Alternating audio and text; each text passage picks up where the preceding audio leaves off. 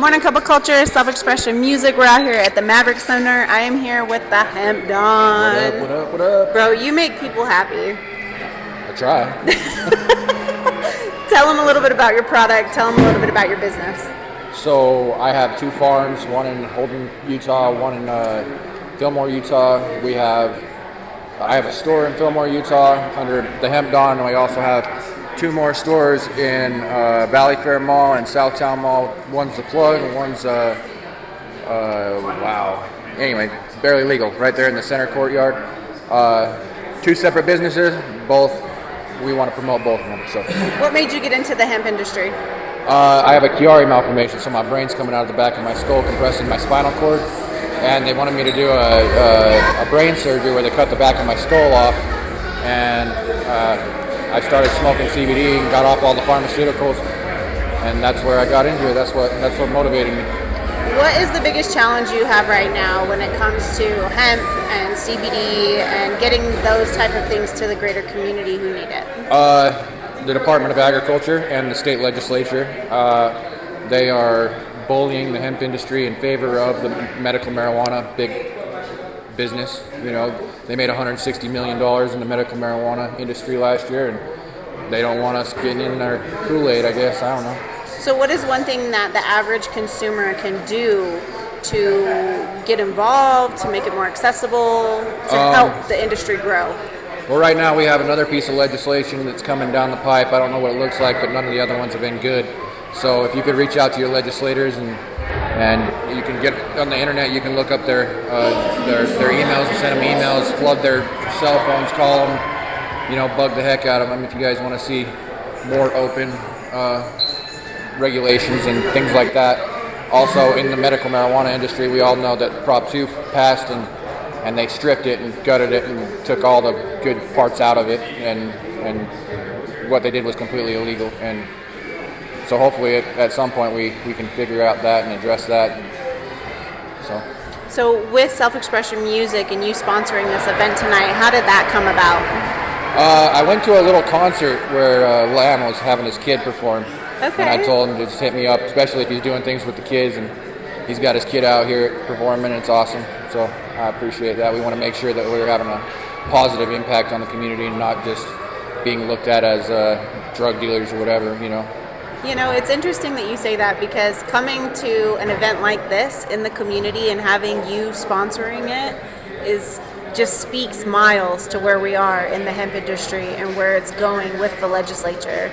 So going back to what you said about reaching out to senators and reaching out to your representative in your area, what is something that you want them to specifically request, or something that they should be asking or saying when they reach out? Well, I think if we could get hemp flower on the market again, we actually had a bill pass, and it went up all the way to the governor's desk. All he had to do was sign it. We would have hemp flower in every gas station and every CBD store in the state, except for the Department of Agriculture and the police and a bunch of people pressured the governor to veto it, so he vetoed it. And then within a special session, they had completely taken the guy that sponsored the bill, and they ran a new bill that completely illegalized flower and ripped away about 80% of our top-selling products. So going back to my belief is that this is a way for them to make money and keep it criminalized. Absolutely. Do you think... Oh, go ahead. I was just going to say that that's exactly what they want. So do you think that there's more money in the criminal side of it, or the more money in the tax side of it? Well, I mean, you put somebody in jail and you can keep them there for years and years and years and collect thousands and thousands of dollars to keep their private prisons full. Of course they're going to want it. But I mean, when you pay taxes on hemp, you pay a certain percentage, and that's a big chunk of money. And people, oftentimes are visiting the dispensaries or the hemp shops, sometimes a couple times in a day.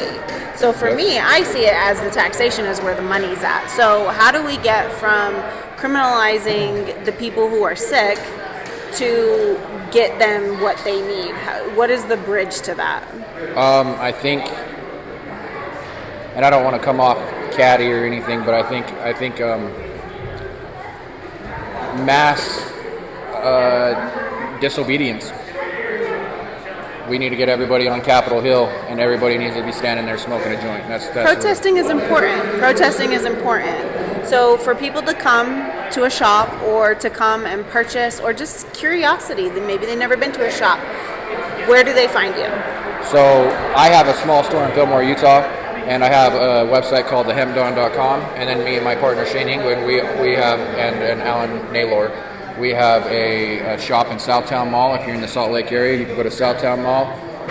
It's in the east entrance right there on the left, or in the center courtyard of the Valley Fair Mall. It's called The Plug.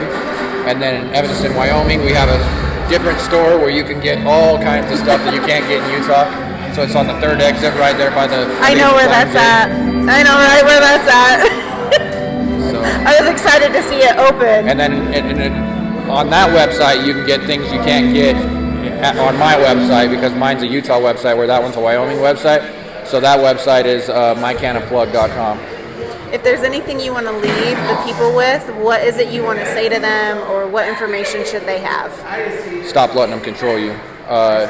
You know your rights. You have the right to practice whatever sacraments you want, or treat your elements the way you want to.